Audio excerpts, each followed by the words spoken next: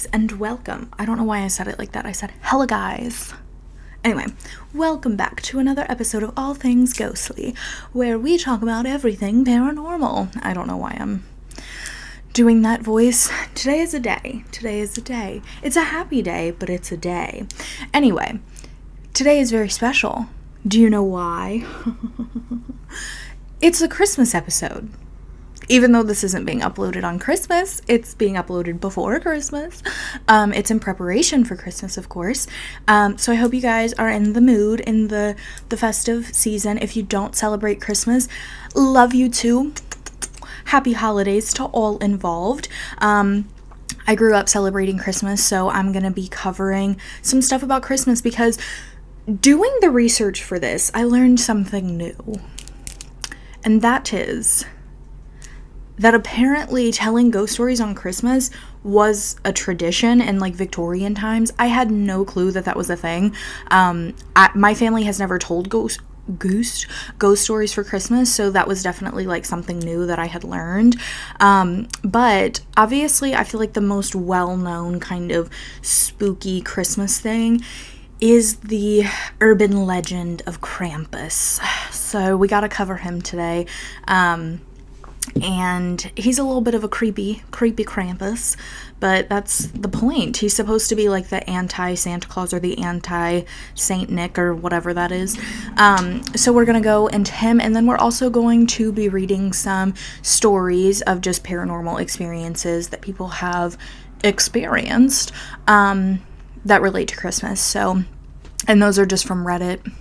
My favorite thing in the world. I feel like I'm so low today. If you're watching on YouTube, I'm very low. Anyway, I am in a mood. Okay, I'm going to go ahead and jump on into the actual content because I feel like today is definitely a talking day for me. So I want to make sure I can get everything in.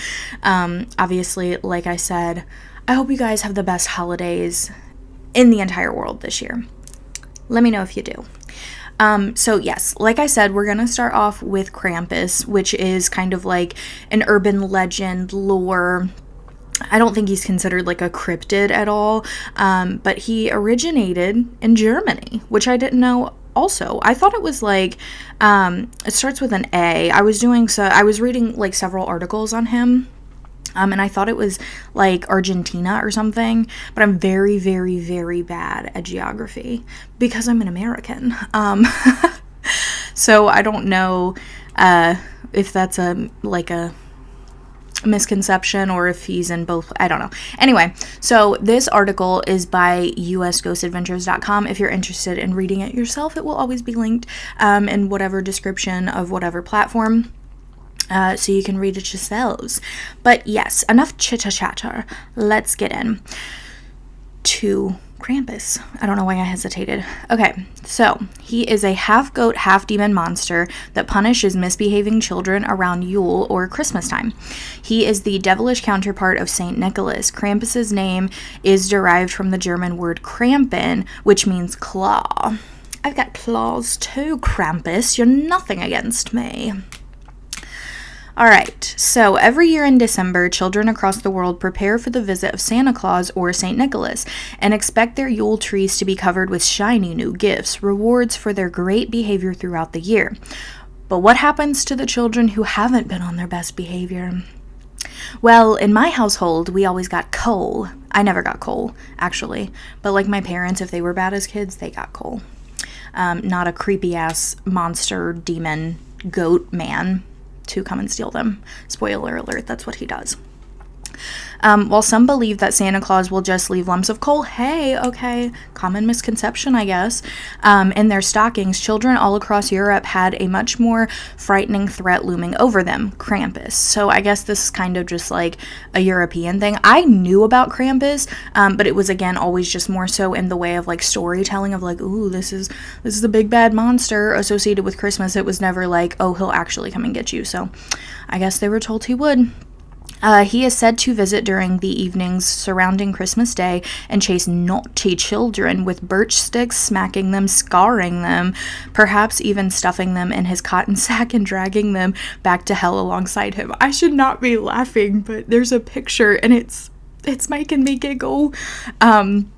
European versions of Saint Nick have long had creepy counterparts like Bell's Nickel and I don't know how to say that. I don't know how to say that. So sorry about it. Who dealt out punishments. If I say one more time, I'm going to like duct tape my mouth. Krampus is one of these characters originating in Austria's Alpine region. Okay, there's Austria. I think that's what I said. Did I remember that right? I don't know. Where he's been scarring. Why am I saying scarring? It's scaring the pants off of misbehaved kids for hundreds of years. He's scaring them, not scarring them. But with those branches, I'm sure he's scarring them too. Krampus originated through pagan celebration of the winter solstice, and later he became part of Christian tradition in which Santa Claus visited children to reward them on December 5th or 6th. That is not the Christmas I know. Around that time, Krampus would tag along, visiting kids to punish them. In Alpine Austria and even some parts of Germany, this day was known as Krampus Night. I don't know how to say the German word, but Krampus Night is what it means. When adults may dress up as Krampus and scare the children at their homes. Why do we love scaring children? Can I just ask that? Like, I feel like all throughout like history of all over the world, we have just always had like these things that we do to scare children. And I get that we don't want them to misbehave, but my goodness, this is why we all have trauma. Kids may have also seen Krampus parading around the streets during a Krampus run.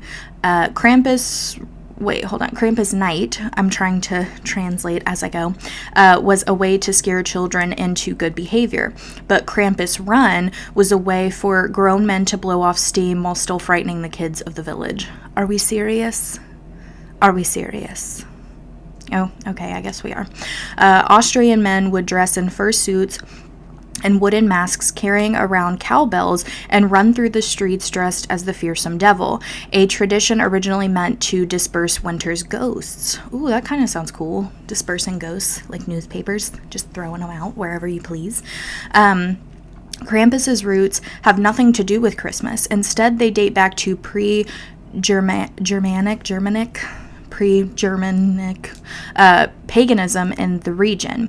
Tradition has it that he is the son of the Norse god of the underworld, Hel. It's just Hel. During the 12th century, the Catholic Church attempted to banish Krampus celebrations because of his resemblance to the devil. More eradication attempts followed in 1934 at the hands of Austria's conservative Christian Social Party, but none of it held, and Krampus emerged as a much feared and beloved holiday force. He's beloved? I mean, I guess for the parents who are trying to scare the literal life out of their children. All right, so this is a section called Krampus Greetings.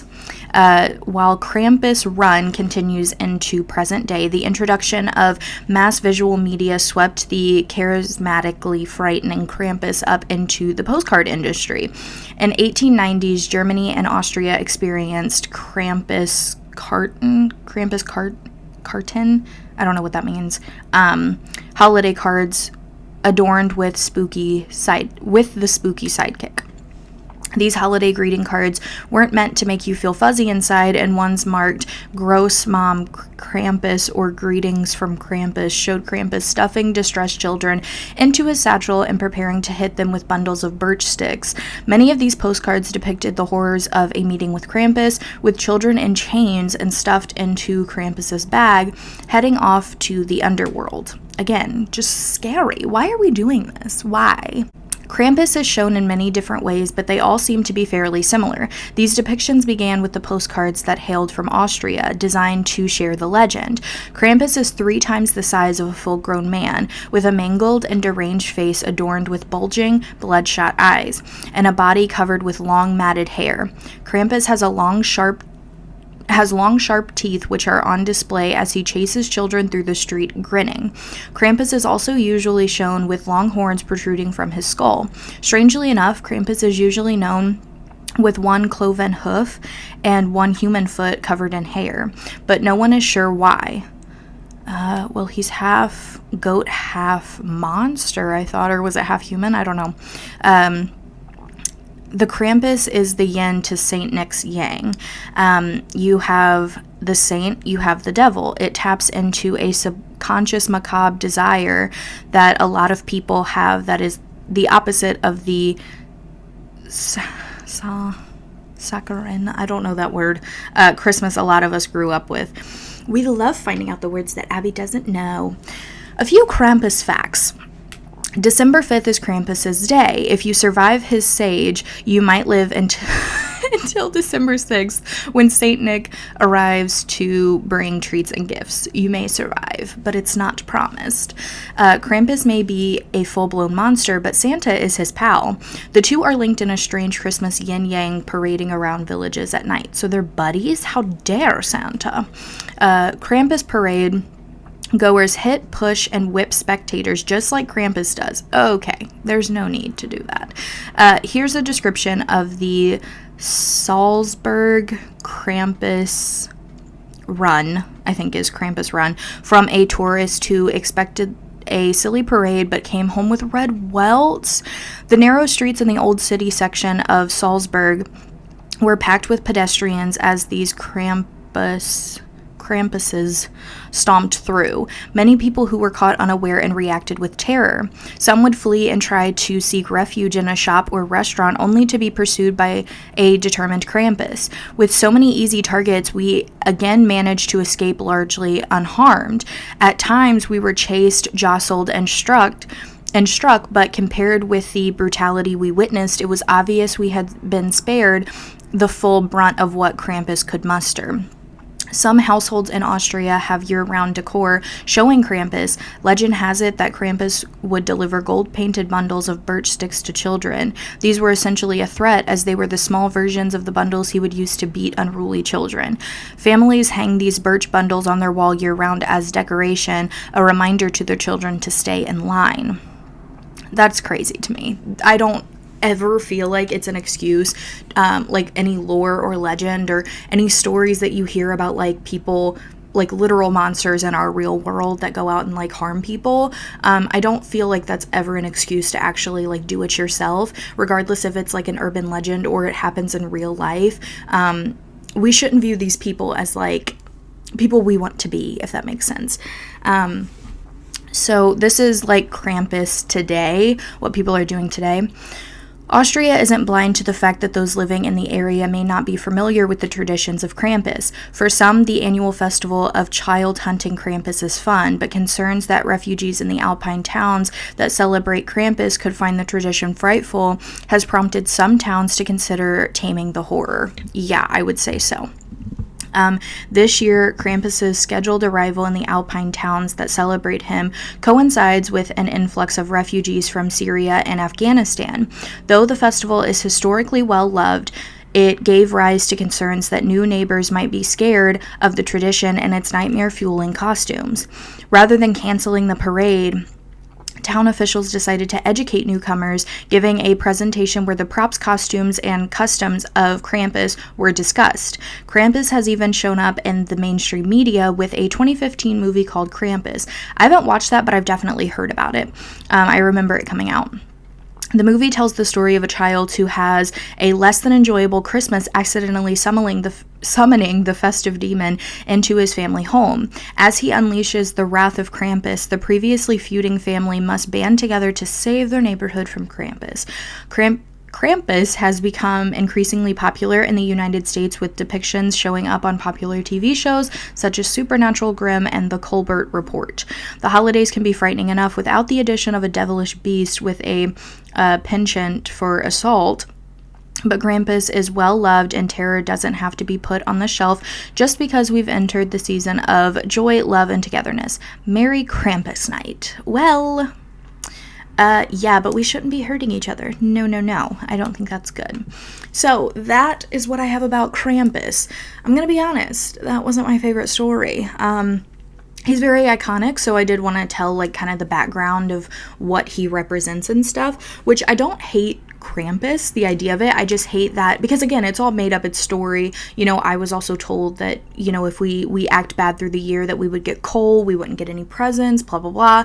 So I get like the tale of it all, the make-believe of it all, which is totally fine, but I don't think, again, it's an excuse to actually like harm each other. You know, going to a parade and then having that excuse to literally put welts on people and like beat them, I think that that's ridiculous that was even like legal. But anyway, moving on to hopefully more like lighthearted, interesting stuff here. I picked a couple of stories from Reddit that surround Christmas, obviously hauntedness as well.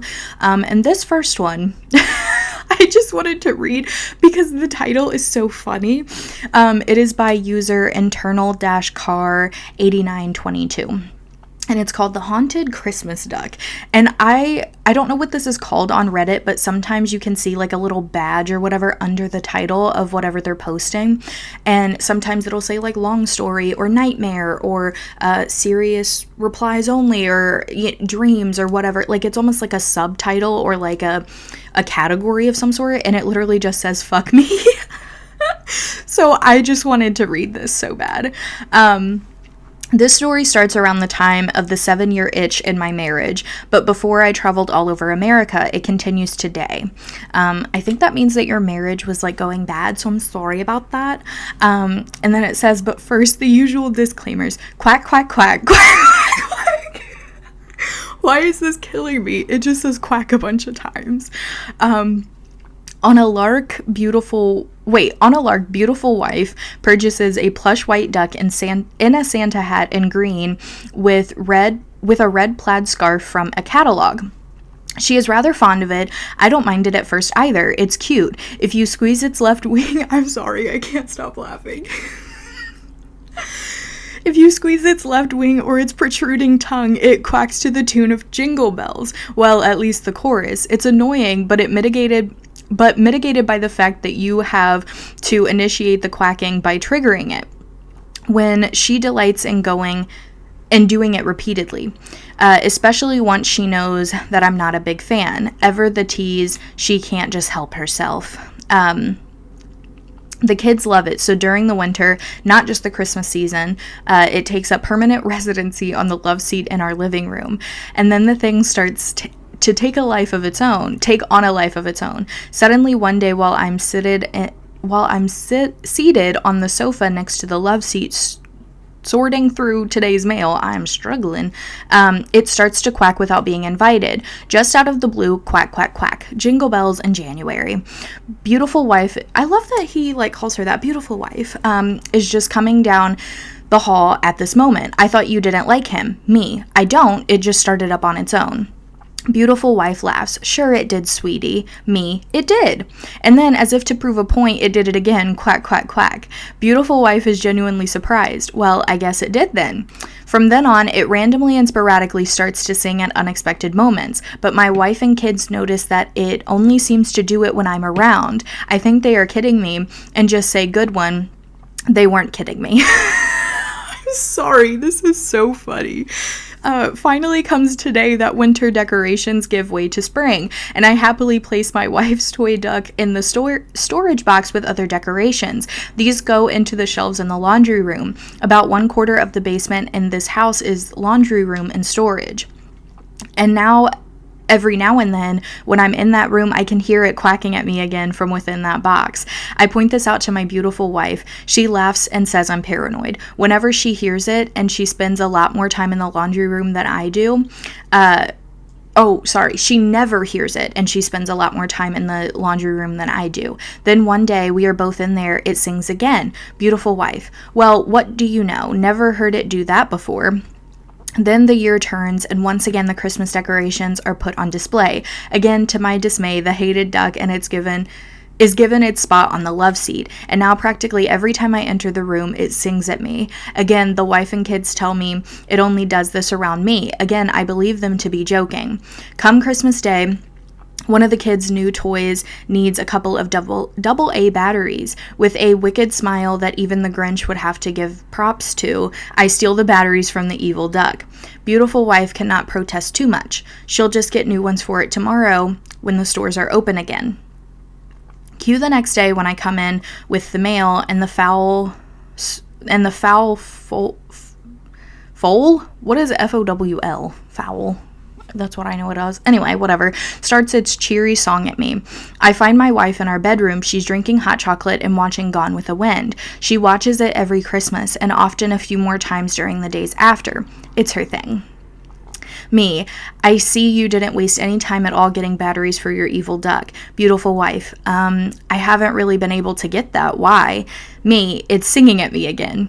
We go and investigate. There's no batteries in it. In fact, one of the wires to the battery pack case is broken. She accuses me of breaking it on purpose to silence him. I protest, but only end up sounding more guilty. It doesn't sing. Pressing the wing and the tongue does nothing.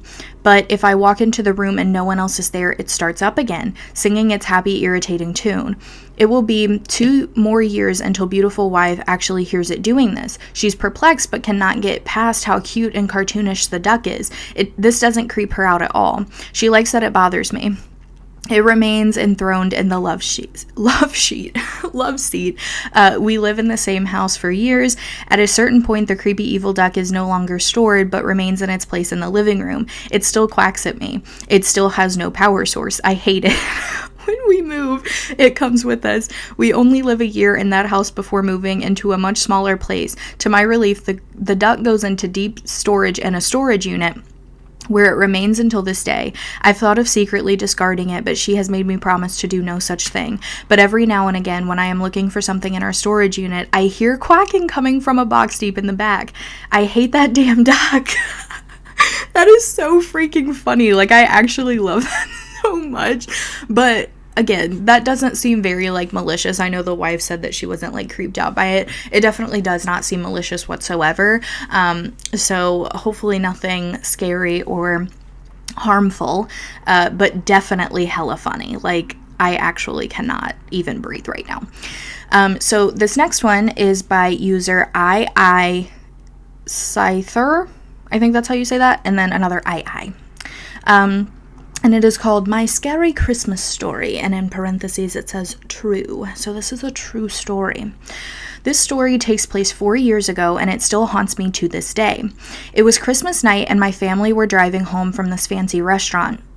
I, unlike my family, wasn't tired, so the 45-minute drive seemed perpetual. On top of that, my little sister was constantly moaning about how her friend didn't give her anything for Christmas.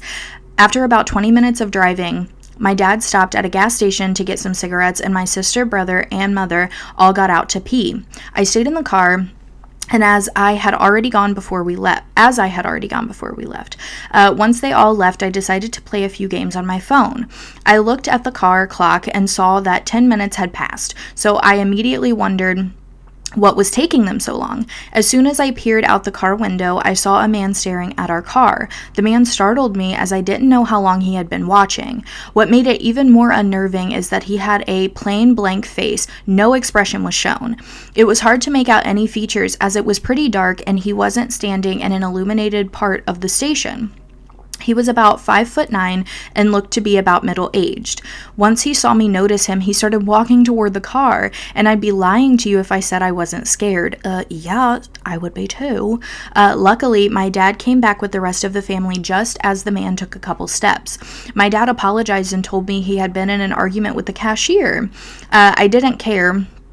I was just glad that my dad was with me. I took another glance at the man outside, and he was still staring, but this time he had an annoyed look on his face. We drove off, and for the rest of the car ride, I couldn't stop thinking about that man. This wouldn't have been too bad if it had ended there, but it didn't. Later that night, I was watching YouTube while everyone else slept, and luckily for me, a storm was raging over us. I enjoy storms, and it makes me cozy as I'm laying in bed. I put my phone down and just enjoyed the ambiance. That didn't last for long as I heard something smash into the window behind me. Nar. I parted the blinds, and what I saw next haunted me. Oh my gosh, no. I saw a man standing out by my parents' car looking up at my room. I took a closer look, and I nearly had a heart attack. It was the same man that I saw at the gas station. Only this time when our eyes met, he grinned. Oh my gosh, I'm literally getting chills right now. There are goosey bumps on my skin. Being the 14-year-old I was, I did the manly thing and screamed at the top of my lungs. My dad came running down the stairs and entered my room. "Why the fuck are you screaming?" he said. I told him about the man and I explained everything that had happened. My dad grabbed a baseball bat and told, oh my gosh, my skin is literally like whoop, whoop, whoop. It's like goosebumps all day, every day. And told me to call the police. After 10 minutes, the police turned up outside our house and found the man in our shed. He got arrested and that was the last time I saw him. The next day, my dad inspected the house and we found the handle of our back door had been damaged but not completely broken. This gives me an eerie feeling as if he actually managed to get in, as if he actually managed to get in, he could have harmed us or possibly killed us. That is ridiculous. So this was just on Christmas, or around Christmas. No, it was Christmas night. So obviously not like Christmassy, like a haunted teddy bear. But that is crazy. That is some real life creepy shit. Sorry you went through that. I would have literally been scarred for the rest of my life if that were me. Don't like that one whatsoever. So we probably have time for about one more. And I don't know which one. I have 3 options. Creepy Christmas Eve. Let's see, what else do I have? Mall Santa. No, I'm gonna do Creepy Christmas Eve because it sounds interesting. Okay, and this was posted by user Killer Orange Cat. So, Creepy Christmas Eve. I can't really explain to you how weird this story is, and it just happened very recently. Christmas Eve, in fact. I wanted to write it down while it was fresh in my mind, and I am hoping that you will be able to get it into a video soon. I don't know if this was submitted to somebody else, but this is just on Reddit for me, so I don't know what video they're talking about. It was warm outside. We have had a few cold days here and there, but this was in the 60s. But interestingly enough, the wind was blowing and it was blowing hard. But this was in the 60s, as in the temperature. I was like, didn't you just say this happened a couple days ago? Anyway, the temperature was in the 60s. I checked on my phone and it was like blowing 20 miles per hour. I had been at my mom's house for Christmas Eve and we had a pleasant time. I don't know where I got spent. We were having a great time and then my mom was driving us home. We got a little freaked out when the oil light came on in the car and we had to pull to the side of the road. While my mother called my stepdad, I was looking out the window and I had noticed this weird thing. I included the video of it in this message. I am sure it's just something normal, but I couldn't make out what it was. I am just telling you some weird things that we saw that night. We are not really to the part where the really scary thing happened though, but this was not the last of the weird thing. Now we have a next door neighbor who we are positive has some sort of illegal business going on. I'm not really sure what it is. I think she is either a hooker or a drug dealer. I swear to God, I see all kind of vehicles outside her place and all it happens to be a very little old, dilapidated single-wide trailer. All sorts of weird people go there, and I have counted over 100 unique cars that have been in her driveway at one point or another. My goodness, my dude, you have a lot of time on your hands. Me and my 2 housemates were sitting on the porch, which, just to clarify, you should always be like aware of your surroundings for sure. But if all she's doing is having people over, don't let it affect you. If she's not hurting, anybody, yourself or herself, then don't worry about it. It was pretty late at night on Christmas Eve. I was the only one of us that was facing the neighbor's trailer, however. There were 2 trucks in the driveway and people sitting there in both trucks. Now, at first, despite the suspicions I had about my neighbor, I wasn't giving this much thought, really. It wasn't unusual. However, with the longer and longer amount of time that was passing and these trucks just kept sitting there in the driveway, the more I became suspicious that something was going on. And then I began wondering if it had something to do with us. I mean, think about it. Whatever my neighbor was up to, I'm sure it was illegal in some way. It wasn't completely weird to us. Our neighbor across the street was a known drug dealer. His sister lived on the same block and she was also a drug dealer. A previous tenant of that very trailer was a drug dealer. It's just the neighborhood. But what started bugging me was the idea that maybe these two guys were sitting in their trucks waiting for us to go back inside the house. I mean, who wants to do something illegal while 3 people are out on the porch watching them?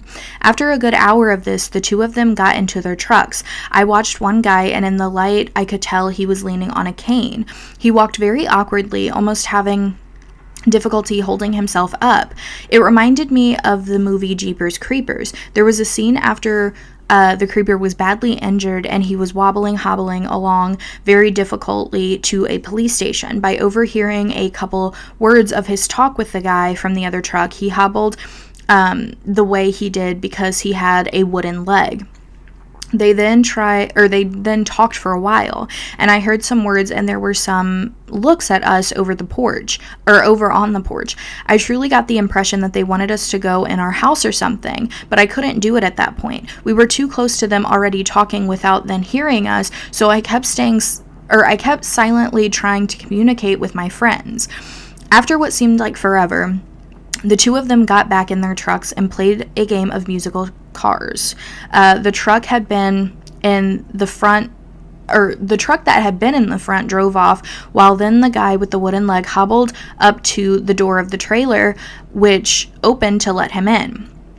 Now, this was just a very weird and creepy thing. I was thinking about how they had been sitting out there for at least an hour. The lady who rented the trailer had never come out. I knew they had been talking to us, and I just asked my housemates how much weirder this Christmas Eve could get. Didn't you hear the neighbors across the street arguing? One of them asked me. I admitted that I did not. I was paying way too close attention to the people in the house next to me. Apparently, they had been arguing pretty loud, though. By now, it was past midnight, and it was Christmas Day. I guess they hadn't gotten a Christmas tree, and the man and woman who lived there, the other drug dealers, had been fighting loudly about it. And then they were quiet. And then we heard something that no one expects to hear on a Christmas morning, a chainsaw.